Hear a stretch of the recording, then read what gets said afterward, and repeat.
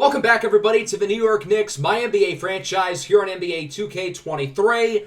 We have made it to the trade deadline here in year number 4, and you can expect us to make some moves to make this team better because we've got a team who can really make a run this year, in my opinion, at 37-16. We're right in the mix for the number 1 seed in the Eastern Conference. So if the cards fall the way we want, this team could honestly make a run for a championship. We're 4th in winning percentage, 7th in points per game, 4th in points allowed per game, 2nd in point differential. That's a big one, only trailing the Rockets, who are head and shoulders ahead of just about everybody. We're 4th in field goal efficiency. We are number 1 in three-point efficiency, making 41% of our three-point shots from beyond the arc. We're 7th in assists per game. We're number 1 in terms of the least amount of turnovers per game by a pretty healthy margin. And we're 7th in bench points per game. So it's not just our starters. The bench is producing.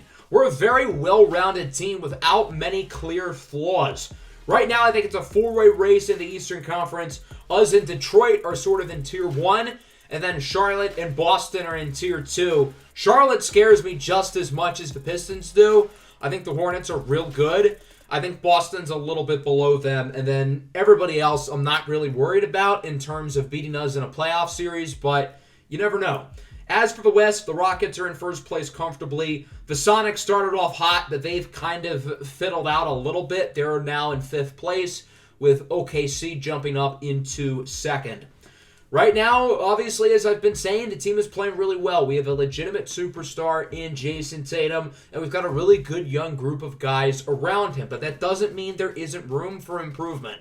The team constructed as it is right now, I don't think it has enough juice and enough veteran leadership to win a championship. But I think with a move or two here at the trade deadline, that certainly could change. If we really want to go out and get a star player, I think we can, because no team in the NBA beats us in terms of trade ammo.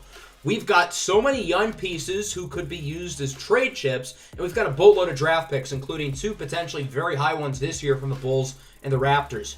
In the last episode, we looked at some guys we could target, and there were 3 especially big names: Luka, Zion, who's currently injured, and Anthony Edwards. I think it'd be a little bit unlikely that we get one of those guys today, especially considering all 3 teams view those players as untouchable, but it doesn't hurt to make a call to those teams and give out some offers. I tried to do it without giving up DJ Rams's or the Bulls pick. I don't think it would work even with those assets. We can't even trade for Zion because he's literally injured. With the Timberwolves, they didn't say no because of Edwards being untouchable, however. They just said it didn't interest them. So that makes me think maybe we could get something done with Anthony Edwards. I threw in the Bulls pick along with the Toronto pick. They still said no. I don't think it's going to happen now, but it doesn't hurt to potentially keep trying in the future. But we're not going to get one of these super big guys today. That doesn't mean we can't go out and make a big move. We looked at some other guys in the last episode, like Tyler Hero with the Miami Heat. Really, anyone with the Spurs big 3 as well, they would work too. But I did some more searching, and there was another name who we did not talk about in the last episode who really intrigued me. Before I talk about who that player is, we're going to simulate up to the trade deadline. We get offered a couple deals involving Coco Diablo. I decided to say no. I would rather keep Coco. We lose to the Mavericks, Luka with 21, 12, and 9. If only we could have him stay, with our team. And then we beat the Magic, so that's cool. Revenge from last year in the playoffs. But who's the one name who I'm kind of targeting a little bit? Also, for what it's worth, we are currently in 1st place. In 9th place, you have the Cleveland Cavaliers, and I want to keep an eye on them because they've been rather disappointing this year. While Darius Garland and Evan Mobley have been really solid, they have missed Donovan Mitchell sorely with him going over to Brooklyn. The Cavs have made the NBA Finals 2 out of the last 3 years, but they don't look like contenders this year. What about Jarrett Allen? I think he would be a perfect addition for this team. He's on the final year of his deal. Maybe the Cavs don't want to bring him back. And he's a true center, which I think is the main thing that this team is lacking. If we're not going to go out and get a superstar, I would like to go out and get a true big man, and Jarrett Allen would make a lot of sense. The Cavs do view him highly, which makes sense. He is a really good player. He's averaging 15, 12, and 3.5 this year, playing good defense. But remember, we have a premium stash of assets within our organization. I don't want to give up any particularly super big asset because it is Jarrett Allen, and while, yes, he is a really, really good player, This is not Luka. This is not Anthony Edwards. So I don't want to give up either of those super valuable first-round picks this year, and I don't want to give up some great young player. Somebody who I do think the Cavs are going to be interested in is James Wiseman. Last summer, they offered Wiseman a contract, but he was restricted, and we matched it. So I decided to start with this. Wiseman, Jackson Watkins, Carson Blake Jr., who's in the G League, and a first for Allen and Kai Paris. They said no. I added a couple of second-round picks. They said no. So at this point, I came to the realization of, is it worth it to trade multiple first-round picks? And honestly, I think it is. I still am not willing to trade either the Bulls or the Raptors picks this year, but I think Jarrett Allen's a good enough player to be worth multiple firsts. If I am going to add another first, I would like to add Ray Hendricks into the deal. He's a young guy who I really like. I thought about him in the first round last year, and they said no. So I thought about it some more, and I ultimately decided to bite the bullet, take Hendricks out, and replace him with Kai Paris, who's also an intriguing young prospect. I don't think he has as much potential as Ray Hendricks, but I really think this trade would be worth it. Jarrett Allen and Kai Paris in exchange for James Wiseman, Jackson Watkins, Carson Blake, 2 future first-round picks, 1 from us in 5 years from now, and then the Suns' first-rounder next year, along with a future 2029 second. And ultimately, the Cleveland Cavaliers said yes. We've got a deal. Jarrett Allen is now the starting center of the New York Knicks. So we go out and make a big-time splash here at the deadline. And yes, Jarrett Allen is not some franchise-changing player, but I think he's really, really good. This is a former All-Star who impacts winning. He won a championship with Cleveland in Season 1 of this series. He was a big part in them getting back to the finals last year, in which they lost in 7 games to the Houston Rockets. And I think in terms of value, the Cavs are getting a really good deal. They got 2 first-round picks and 2 very good young players with James Wiseman and Jackson Watkins, both of whom I think are really going to succeed here with bigger roles. Wiseman, I really wanted it to work out here, but he wasn't playing as well this year. He kind of lost his role. And then Jackson Watkins I really like as well, but he's a free agent at the end of the year, and we have a lot of guards. I don't think it'd be worth paying him. I would rather give a guy like Rock Khalif Doumbou a bigger role, even if he's nowhere near the playmaker that Watkins is. Carson Blake Jr. as well. He was in the G League for us. Hopefully he does well. Never played a game with the Knicks themselves, but maybe he'll get an opportunity in Cleveland. The Cavs also add an additional few draft picks. They gave up a lot when they traded for Donovan Mitchell, so now they're restoring some assets a little bit, and maybe they can go out and make a big move in the future to get another co-star who fits better than Jarrett Allen did. Now let's take a look at the perspective for us, and I feel that we overpaid a little bit. We gave up 2 really good young players and 2 first-round picks, but when you're a team who's on the verge of potentially winning a championship, you just got to go for it.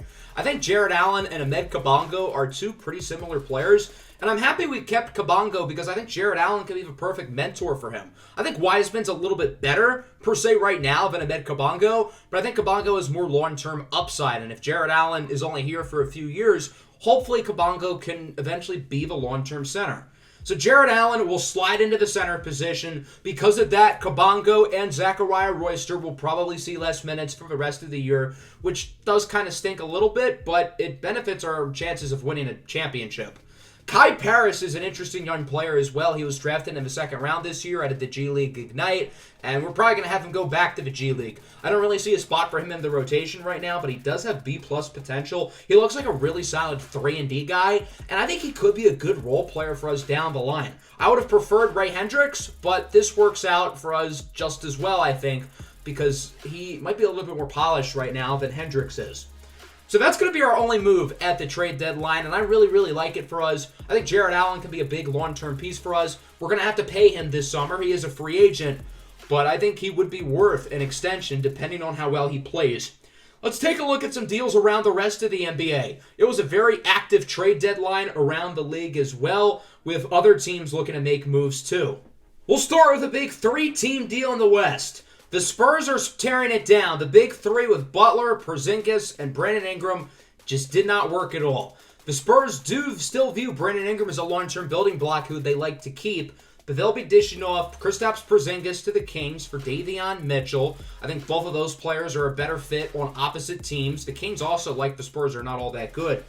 And then Jaden Hardy and Jimmy Butler are going to the Sonics. The Sonics are looking for more microwave scoring, which they can get with Hardy. And they're looking for a true veteran like Jimmy Butler who can help them go on a playoff run because Seattle's a really, really good team. The Spurs will be getting a lot back from Seattle, a talented young forward in Hubert Rumford, along with 2 first-round picks. And then Seattle will also be sending a young center, Mark Sealy, to Sacramento. So I think it's a good deal for all 3 sides. The Spurs get some young assets. The Kings make their team a little bit better.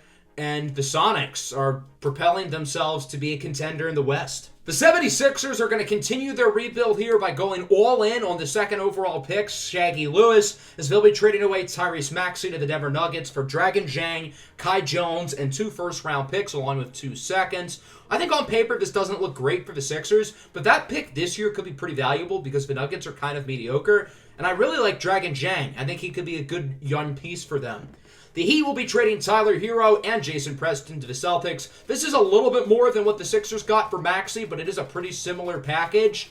Quentin Grimes will be playing for his 5th different team in this series. Poor guy, even though he's turned into a pretty good player. Tyler Hero's like a supersized version of him, though, which is why the Celtics are doing it, as they'll also be giving up Alexander Starcevic and 2 first-round picks. Boston still has plenty of draft picks from some of the other moves they've made over the past few years, and now they add Tyler Hero. Paul George is on the move again, playing for his 5th different team of this series. This is the 3rd straight deadline he has been moved, going from the Bucks back to the Indiana Pacers, where he started his career. He obviously is not the player he once was, but the Pacers are hoping that they can use him as somebody who can be a solid veteran piece to push them into the playoffs. The Timberwolves will be getting Anthony Simons from the Clippers. I think on paper, this might not look like great value for the Clippers, but Anthony Simons is a free agent, and they don't really want to pay him. So the Clippers will be getting a couple young players in Hector Dortstrada, former Knick, and Max Christie, along with 3 2s and a first-round pick this year. With Simons being a free agent, I think he has less value than Hero and Maxey, who got bigger trade packages. As for Jaylen Brown, what does this mean for him? Could Jaylen Brown get frustrated, maybe ask for a trade in the summer, and maybe the Knicks look to pounce on that, reunite Jason Tatum and Jaylen Brown back together?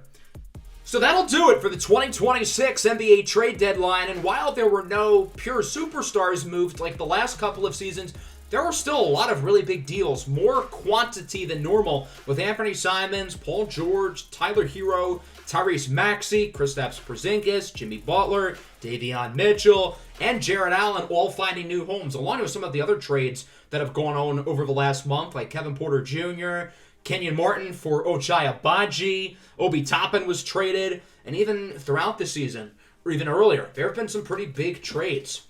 A lot of the teams at the top stood pat, like the Rockets, Thunder, Pistons, and Lakers, while teams like us and Boston and Seattle tried to get better. So it'll be interesting to see if it pays off for the teams who did try to improve or for the teams who like their rosters. We're going to play this game against Cleveland. I am intrigued by that matchup against the Clippers, but it's Jarrett Allen's first game at the Garden, and it's against the Cavs, so it's like perfect. And funny enough, the Clippers offers a trade for Jarrett Allen right before the deadline. No, I think I'm good. We lose to the Clippers and beat the Nets. It's kind of weird because we lost to the Clippers in LA. Then we traveled all the way to Brooklyn for a game the very next day and won. Jarrett Allen was solid but not great in both games. He did record rebounds into double figures. Let's take a look at the new-look Cavaliers with James Wiseman and Jackson Watkins both getting bigger roles. Wiseman had a big first game in Cleveland, scoring 18 points despite losing to the Lakers, while Jackson Watkins dished out 7 assists. It'll be fun seeing our former guys back here at the Garden, while Jarrett Allen gets to play in front of the home New York crowd for the first time. Technically, it's not the first time because Jarrett Allen played for the Brooklyn Nets for a little while before he was obviously traded to Cleveland in the James Harden deal all the way back when. But this is Jarrett Allen's first home game as a New York Knick. Whenever we played against the Cavs in this series, it always seemed like Jarrett Allen went off as he meets up with James Wiseman for the tip. The two players who were traded for each other. It goes to Jarrett Allen and the Knicks, and we are underway. Same starters as normal for New York, but obviously a new face at center as DeCarlo rips it away from Darius Garland, and it's Jarrett Allen with the slam for the first points of the game.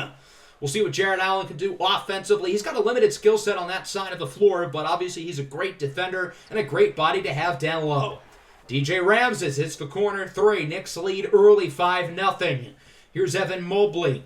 Goes inside. He's going to be an even more important piece for Cleveland down low. The first-time All-Star as he makes the layup. Now we're tied at 5. Here is DiCarlo off the pick and roll over to Jason Tatum. And he's going to let the three fly. 7-8 now your score. Here's Colin Sexton in his second stint as a Cavalier. No good. But the putback is from Evan Mobley, who's averaging 23 and 14. Leads the NBA in rebounding this year. Here's DiCarlo inside for Tatum with the throwdown. Jason Tatum slams it home as it's 9-10. Ramses is intercepted by Evan Mobley, who comes flying in to pick the pass off. He goes inside for Colin Sexton, who makes the reverse layup over DJ Ramses. That'll put the Cavs ahead as the Knicks offense has hit a cold spot. New York has turned it over on 3 consecutive possessions. They got to keep the basketball and actually get shots off. There's Coco Diablo in the corner. He hits the 3.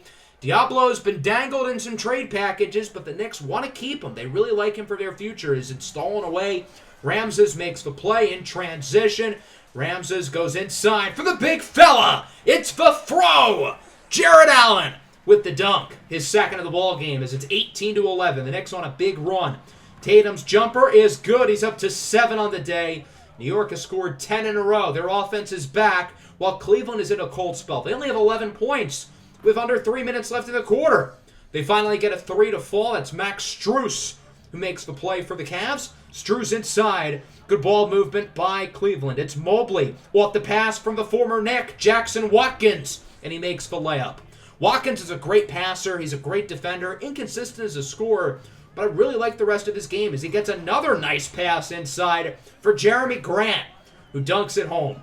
22-18. Here comes Diablo in the corner for Feinstein. Inside for Kabongo. Back to Diablo. What great ball movement by the Knicks. Ramses to kill it. Cam Reddish.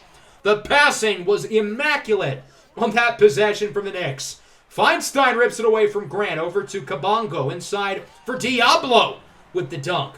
Ahmed Kabongo was technically almost traded here to Cleveland instead of Wiseman. I viewed both players about evenly in terms of value, but Cleveland was interested in Wiseman last summer, and their interest carried over here. Nice bucket by Jackson Watkins here at the end of the first quarter. Watkins is not a good three-point shooter, but he is very solid in the mid-range. Cam Reddish at the buzzer, no good off the back iron.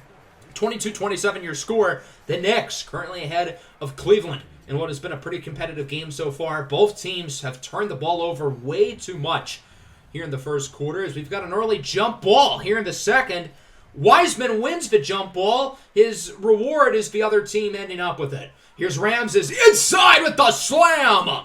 A powerful one-handed jam for DJ Ramses as it's 22-29. Kabongo thought Wiseman was going to shoot it. He knows Wiseman can space the floor, and it backfires as Wiseman gets the dunk over his former teammate. 31-24. Here's Colin Sexton with it. Sexton goes inside for Garland, who makes a nice cut to the basket for the layup. Darius Garland, one of the All-Star captains this year, along with Giannis. Giannis, of course, drafted Jason Tatum, the lone All-Star for the Knicks, as he gets it in the corner for Khalif Dumbu, who hits the 3. With Jackson Watkins gone, Dumbu's going to have a bigger role now. He's nowhere near the playmaker that Watkins is, but he's a better scorer, he's a better floor spacer, and he's got more long-term upside, I think. Nice step-back shot by Sexton. It's 34-28. Garland back inside for Sexton, who lost it, but gets it back and hits the layup. Good play for Colin Sexton, who's had a pretty solid day scoring the basketball here for Cleveland. 4-point game. DiCarlo drives inside, sends it in the corner for Khalif Dumbu, who hits the 3. I really like seeing Dumbu be aggressive. He's been a little bit inefficient this year, but he is a very talented scorer. Nice and one for Colin Sexton. Flexing on him, young bull. 34-38 now. The Knicks have had control for most of the game, but Cleveland's still right in it as Sexton looks to go inside for Wiseman. A rare defensive miscue from Jared Allen, who was slow to get back inside. 36-38. Here's Dumbu off the screen from Royster. Dumbu hits the midi, and he's got 9 here in the first half. With Dumbu getting more opportunities to score the ball, at least today, he's really taken it in stride, which is great to see. There's Mobley inside, another defensive miscue from Jared Allen. This is very rare for him. Not only is Allen a great interior defender, but he's a very smart player as well. Here's Royster. The rookie beats the shot clock. Zachariah Royster with the 3. 39-43. Here's Reddish with just over a minute to go. Kind of heaves one up, and it rattles in. A lucky bounce for Cam Reddish. as it's 39-45. Jackson Watkins with it in the corner, inside for Wiseman, who gets the and one. The Watkins and Wiseman connection lives forward here in Cleveland as it's 41-45. Here's DJ Ramses with it. Ramses looks to drive inside, gets it in the corner for Coco Diablo, who hits the three. 9-point lead now for the Knicks. Shot no good from Watkins, but the putback dunk is from Evan Mobley, the fifth-year pro out of the University of Southern California. Time winding down here in the first half. Knicks are going to get one more shot. It's in the hands of Coco Diablo. Double step back. Diablo at the buzzer. No good. It's been a pretty low-scoring game here in the first half. Both teams have left a lot of points on the board because they have not been careful with the ball. The Knicks lead the league in terms of the least amount of turnovers, but today they've had an issue of keeping the ball, with them. It's not like either team's been inefficient scoring-wise, but they just can't turn the ball over. And assuming the turnovers clear up, I think we'll see a lot more scoring here in the second half. The Cavs start off quick with a James Wiseman dunk, 45-50. Here's Ramses, hands it off to Cesar DiCarlo. Only 2 points in the first half. Kind of quiet as he gets it out to a wide-open DJ Ramses, who hits the three. Bold strategy to leave DJ Ramses open from three. That's a really bad idea. Here's Garland inside with a spin move as he makes the layup. Nice play for Garland. 47-53. DiCarlo drives inside with the one-handed play, and it is good. Nice move by Cesar DiCarlo, who's back on the board. 49-57. Here's Darius Garland with it. Garland gets some space from DiCarlo and hits the three. DiCarlo was expecting Garland to drive, but Garland subtly makes the shot as DJ Ramses flies inside for the slam, holding onto the rim as the Knicks lead by 6. Barrett, not on the board yet, gets it over to Ramses. Ramses trapped inside for Royster. Zachariah Royster still making the most of his minutes, even with probably less playing time here for the rest of the year, as Colin Sexton gets by Dumbu. Sexton, no good. Nice offensive rebound by Evan Mobley, who puts it back for Cleveland. 55-63. DiCarlo inside and one. I thought there was a chance they would call the charge, but I don't think Jeremy Grant got his feet set. DiCarlo had some words for Grant after that play as well. Mobley inside, no good. Grabs a rebound, passes it out in the corner for Isaac Okoro. Okoro gets the screen. Inside, back to Mobley. Little two-man game as Mobley makes the layup. He's been very good today for Cleveland, per usual. Here is Jason Tatum, not scored since the first quarter. Gets it over to Khalif Dumbu, who hits the three. Dumbu has 12. Both teams are in takeover mode. Now it's just Cleveland, but DiCarlo blocks the shot from Colin Sexton. While the Knicks aren't in takeover mode, DJ Ramses still is as he hits the three in transition. Look at the score. It's a 15-point game. Ramses lobs it up. Hello! Cesar DiCarlo with the windmill. I did not know he had that in him, but DiCarlo's getting up there with the slam. Hum diddly dee. The Italian stallion. Wow. What a play by DiCarlo, who's had a great third quarter for Cleveland, and now he's been subbed out of the game. Nice move by Mobley on Patrick Feinstein as he makes the layup. Mobley trying to keep Cleveland in the game as the Knicks offense has been on fire these last few minutes. Feinstein inside, slams it down on his former teammate Jackson Watkins. The Knicks are putting on a dunk show here in the third quarter. My goodness. The Knicks are putting on a dunk show right now as they lead by 17. Sexton in the corner for Isaac Okoro, who knocks down the three. Cleveland trying to respond as Max Strus has it. He's blocked by Dumbu, but the Cavs get it back. Watkins to Strus, who hits the three. Good play by Jackson Watkins to quickly recover it, hand it off to Strus, who makes the shot. Dumbu's mid-ranger is no good, but Feinstein is there for the rebound and the putback. Nice play by Perfect Patty on St. Patty's as it's a 13-point lead. Here's Mobley inside in the corner for Jeremy Grant. The Cavs are starting to get hot from beyond the arc. That's 3 straight triples, and they're back in the game, only down by 10. Diablo looks to make a play at the buzzer as he makes the layup off the screen by Jarrett Allen.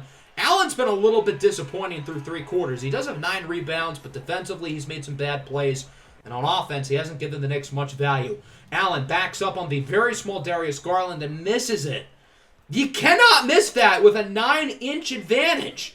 On the other end, Nice shot from Colin Sexton off the pass by Darius Garland, who has averaged double-digit assists per game in each of the last 2 years. Sexton tries to drive by Ramses, and the floater is good.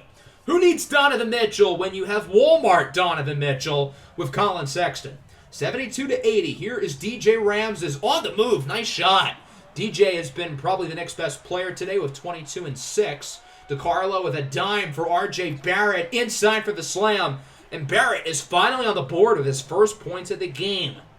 72-84. Here is Garland again with too much space. I thought Cesar would have learned his lesson by now. What are you doing, Cesar? 77-86. Tatum misses. He has been ice cold all day, but Jarrett Allen gets the putback slam. His first points since the first quarter. Allen now with 6 and 10. He's gotten double-digit rebounds in every game as a Knick. What was that? Why did Colin Sexton shoot that with like 20 seconds left on the shot clock? I don't know. That doesn't make sense. DiCarlo inside for Allen again! Jarrett Allen with a powerful slam. He has 4 buckets today. They've all been dunks. That one the most spectacular for sure. The throw is getting up there. 77-90. Here's Tatum for DiCarlo with the dunk. Cesar DiCarlo, at least on offense, has had a very good second half for New York. Here's a 3 for Colin Sexton. It's good. The Cavs trying to stay alive with around 5 minutes to go. The Knicks looking to respond. Here's Tatum inside for Barrett, who makes the layup. I know a lot of people wanted us to trade RJ Barrett at the deadline, but I still really like RJ Barrett for his role. Wiseman, guarded by Allen, hands it off over to Darius Garland, who makes the layup. Garland is just so crafty. He might be the best pure offensive player in the entire league right now. Here's Barrett with another powerful move inside. He's got 8, all of which have come in this quarter. Here's DiCarlo inside for Jarrett Allen. The throw with the throwdown. And it's 84-100, now 86-100 with 2.5 to go. Mobley inside for James Wiseman, who gets the dunk. The Cavs are trying to stay alive, but it's really not looking good. However, they steal it off the inbound, and Sexton dunks on Jarrett Allen. I would have thought the Cavs would have continued to run the press, but they didn't, which is weird because it just worked for them. Here's Jarrett Allen, another one! Jarrett Allen has taken over this game here in the fourth quarter. He has been a presence, really offensively, but also on defense down low. He's got 12. All of his points have come off of dunks. Garland off the catch, hits the 3 for Cleveland. They're only down by 9. They're not out of it just yet. Here's Jason Tatum. Still has not scored since the first quarter. Gets it to DiCarlo for 3. Bang! Big shot for DiCarlo. He's got 14 and 8. DiCarlo back with it. Over to Barrett. Under a minute to go. Hands it off for Tatum. Tatum's 3. Got it! That might be the dagger, folks. Big time shot for Jason Tatum. And the Knicks win it. 112-98. A really solid win here for the Knicks in Jarrett Allen's Madison Square Garden debut. And I guess James Wiseman and Jackson Watkins' Madison Square Garden farewell. I mean, those guys will play here a couple times a year, but they won't play here 41 times a year anymore. 24-7 for DJ Ramses on 9 of 10 shooting. Pretty damn good. Cesar DiCarlo was also pretty damn good, especially in the second half. Jarrett Allen of 14 and 13. He had 6 dunks, 7 of 9 shooting. Allen was not great early, but in the fourth quarter, he was the best player on the floor. Jason Tatum struggled with 12 points on low shooting, but even with Jason Tatum having an off day, the other guys still played well enough to win, which is what I really like about this team. On the rare blue moon where Jason Tatum struggles, we have other guys who can make plays. 25 for Sexton, 19 for Wiseman, 18 and 10 for Mobley, 16 for Garland. Garland only missed 1 shot. I don't know why he didn't shoot the ball more. So we're going to simulate up to the All-Star break now, getting past this game against the Raptors. We win by 23. Tatum with 26, 8 and 8. DiCarlo with 14, 8 and 18 assists. I would have thought that would have been a career high for him, but apparently he got 20 at some point. So that'll bring us to All-Star Weekend, which we will be kicking off in the next episode. We've got 2 representatives. One is DJ Ramses. He is in the Rising Stars game for Team USA. We do not have anybody in All-Star Saturday night. I would have thought maybe Ramses or Tatum could have gotten into the 3-point contest. Maybe they will, because Buzz Wigginton III is injured. We do have Jason Tatum in the All-Star game on Team Giannis, the first player in this series for our Knicks to make an All-Star team. So we're going to player lock with Tatum in the All-Star game.